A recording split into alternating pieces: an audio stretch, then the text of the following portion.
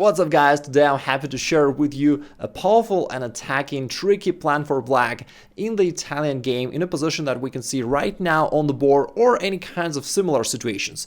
Again, it's super dangerous for white. Even experienced opponents often find themselves in a losing position in just about 10 moves. I'm not exaggerating, let's have a look.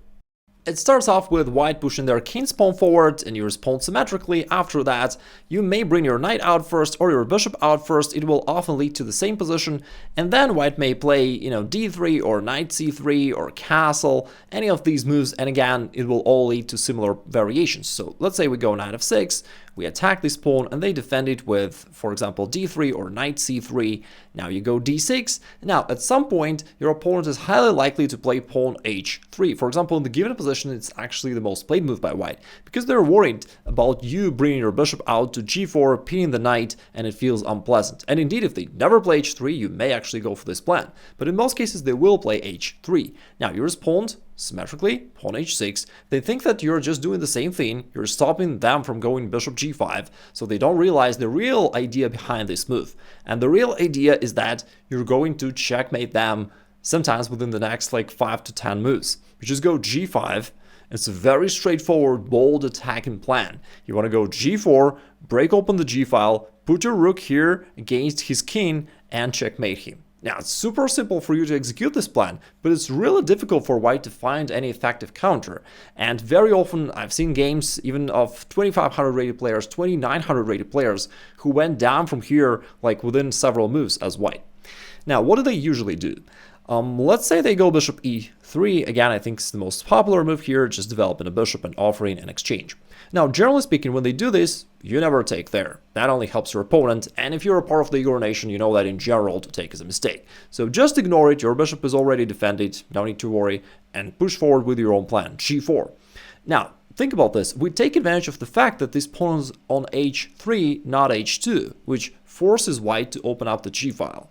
And it's really great for us, because if this pawn were on h2, they could just move their knight away and they're fine. But with the pawn on h3, they can't do this, because you not only attack the knight, but you also attack this pawn. And also notice one thing, you've got this bishop from c8, which is actually playing a crucial role in your attack. Now they take on g4, you recapture, and you actually push this pin down their throat anyway. So they try to stop it, but you forced it on them. Now, another good thing about this position is that you opened up the g-file. So you want to play rook g8, put the rook against their king, and we can see that that actually builds up your attack pretty quickly. Now, they often take here on c5, that doesn't change anything, you just recapture, and here the most played move is knight d5, but after whatever moves of white, your plan is still the same. You're gonna go rook g8, put it against it, then maybe some sort of bishop h3 stuff. You can always castle queenside if you need to. You probably want to bring your other pieces forward. Maybe your knight can come there, maybe the other knight can go to d4, your queen can come somewhere there. So you just go forward and attack them. That's why I said that the plan is really simple and effective. For instance, they go knight d5. Again, the move doesn't change anything basically. This knight is already defended by the queen, so you just ignore them once again, push forward. This time you can go knight d4 and take advantage of this pin. Now you completely break open their king, so they do something like c3 or whatever. Doesn't help. You can take on f3 with either knight or bishop. The bishop is even stronger in this case. Now, because of your knight, they can't recapture with the queen. They have to use the pawn, but now this king is dead open. You bring the rook right here, check to the king, it goes. And then you'd love to bring the queen out here with a checkmate, but your knight stands on the way, so you trade it off, and then on the next move, queen h4, checkmate. And as I said earlier, there are a lot of strong players who lost games just like this as white. So again, super simple, super effective. Sometimes in this position, your opponent will put their pawn to c3, not their knight. Again, at this point or earlier in the game.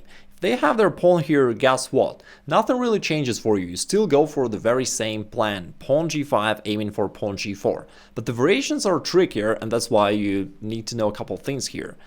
Now, the advantage for white of this position is that against this plan at g5 and g4, they can now try to counter in the center with the move pawn d4, and that's where it gets tricky, because if they just try to develop anyhow, you go for the same thing, g4, exchange, bishop g4, rook g8, and you're going for the kill.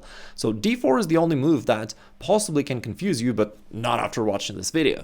Now, you don't want to open up the center, because you have another plan in mind, you want to attack on the king side, so you just ignore it, you go with the bishop back. Now, they take on e5, and here is a beautiful moment.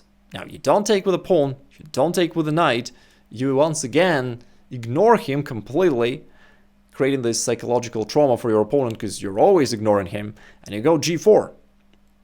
So you counterattack. They attacked your knight, you attack theirs. And now it's really juicy line, really tricky. So if they go for it, you take on f3.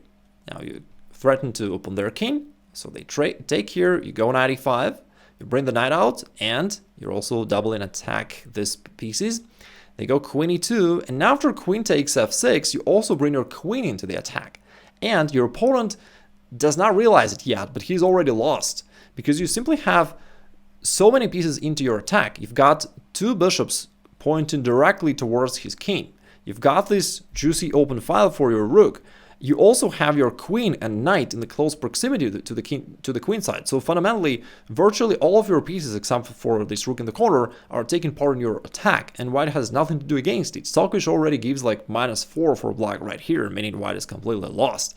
And it's a nice surprise for your opponent, because he's thinking hard, he thinks that he's good, he's up a pawn. Again, he doesn't realize that it's already over. And for example, if they play a bishop e3, the most natural move, they're trying to trade off one of your attacking pieces, you're just recklessly open up their king and you're going for the checkmate. If they take, you go rook g8, then knight f3, queen h4, all that stuff with a quick checkmate. If they don't take, let's say they take on b6, you still ignore him, as always, in this line, which is funny, and you break open his king. Now he takes, you go rook g8, check to the king, and then it leads to the same checkmate, queen h4. There's also another variation which is a lot of fun. Remember, they're trying to attack you in the center. First, you need to save your bishop, so you drop it back. After they take here, you don't fall for their plan, you instead keep pushing with your plan. Now, we know that if they take your knight, you take theirs, and after that, usually you're winning very quickly. Now, what if instead of taking here, they take your pawn on g4? Well, the nice thing for you is that now you can solve the problem of this knight by moving it forward, which also helps your attack. Now, this pawn is hanging, so they want to take here, and you guessed it right. We ignore him, right? We play our moves. We go rook g8, putting the rook against the king. Now, in most cases, they're going to take on c7. They hope for some sort of an exchange of queens along the d-file, and that may slow down your attack. But you've got nice tactics here. You play bishop takes f2. Check to the king. The bishop is supported by the knight, therefore the king cannot take it. And if they take it with the rook, then we're not going to trade queens. We're going to just win his queen in one move, checking his king, and it's game over. Pretty cool. Even if they happen to notice this thing and move their king away, then you take on c7 and you still have extremely strong attacking position. Yes, you can checkmate him right on the next move, so queen h2 is not an option because the knight guards this square, but still, on the next move you probably want to bring your queen right here on g3, and you are highly likely to win the game within a couple moves because you've got your rook here, your knight, your bishop, your queen, the king is dead open, so it's very easy for you to probably are going to play queen g3, then maybe you're going to play knight e5 and they'll still push this queen h2 idea or something like this, or maybe you're going to checkmate him along the g-file after queen g3. So again, very dangerous for white and you're likely to win within the next few moves. Here are a few important things that you gotta know about this position in order to execute this plan successfully. Now, first off, of course, sometimes white can go for the main line of the Italian game with pawn to d4, and that's a completely different story. Black is fine there, but you need to know some theory. I don't dive into it right here because I've got a dedicated video about this. I'll drop a link below in the description. You can check it out there, the crash course on the Italian game for black. But lots of your opponents will not go for this line because it's heavily theoretical, very complicated, and many will wish to stay away from that and play something simpler such as pawn to d3. Now, another thing, notice that in this position, we do not want to castle early, because we basically want to go for that kingside attack with h6, g5, and we'll often need to bring our rook to g8. Therefore, you do not want to castle, you just wait a little bit. You play useful moves, which are also somewhat awaiting moves. We want him to castle kingside, but you don't want to castle kingside yourself, at least for some time, because you want to push that plan, and only if it doesn't work, only then you'll instead just castle. So for now, we just play useful moves. We go d6. He usually will play h3 at some point here, or on the next move after castling. You also play this pawn h6, which is once again like both a useful move because you prevent this bishop g5 move, but also an awaiting move. We wait for him to castle, and they usually will because it feels like the only obvious and natural move for them to play here. So they castle, and as soon as they do so, you are ready to go g5 and g4. Now, this plan is, again, especially effective when they have their pawn on h3. If they don't have the pawn there, it's better not to go. So if the pawn is still there, then don't go g5. It doesn't serve your plan. So, but with this pawn on h3, now g5, g4 becomes really effective and almost winning for black. I actually learned this plan from one of my grandmaster friends. He played it as black against an international master in a real tournament, not in online blitz, and he won something like within 15 moves or so, and I was surprised that an international master can lose it as white, similarly classical, dry position. And then I asked my friend, like, what's up with this thing? Like, is it that he blundered something? And he said, no, it's actually a very good plan for black. And I analyzed it myself and played it myself, and especially in blitz, it brings really great results. Now, another question is, what if white tries to block this move by going knight h2? Now, certainly, this passive retreat cannot be dangerous. And against this, you just keep pushing your plan. You still play g4. Now, when you attack your opponent, usually it makes sense to sacrifice a pawn to speed up your attack and to open up some files, and that's exactly what you're doing here. So after they take it, you then play rook g8. Why? You can't take here because the pawn is defended twice. It's defended by this knight and the queen. Therefore, you can't take it immediately, it would be a blunder. So just play rook g8, aiming to take it on the next move. And there's nothing white can do really against it, because notice another interesting thing, your bishop from c5 always plays this crucial role in your attack. It controls this diagonal, therefore white can never push this pawn forward because the pawn is pinned. So they can't guard this pawn that way. They'll have to play anything else, let's say bishop e3. And then you happily grab this pawn, you open up the file, and your bishop starts being active. So another good advantage of having your knight out there is that it opens up this diagonal for the queen. So the queen is no longer obstructed with your own knight from f6. As the knight goes, your queen is free to go here and put pressure here, or maybe go queen h4 and put pressure here. Both cases pretty cool. If they take on g4, you recapture, and the good thing is that you develop your bishop with a tempo. You bring your bishop into an attack and you force your opponent to do something. After they play their move whenever, now you can fully take advantage of the semi-open file. You can go bishop h3 or f3. In this position, bishop h3 would be stronger. You attack this pawn and you take advantage of the pin. So they can't take your bishop. They have to defend their pawn. And after they go g3, even though they haven't invited you, you can still go to visit his king, and it's going to be checkmate on the next move. They can't stop it.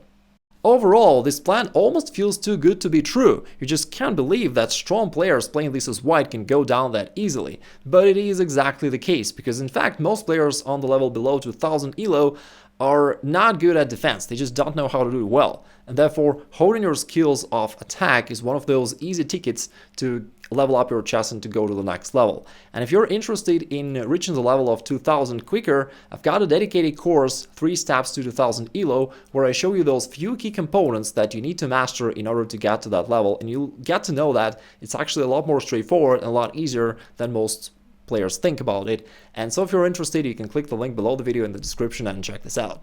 Either way, have a great day and let me know if you have any questions.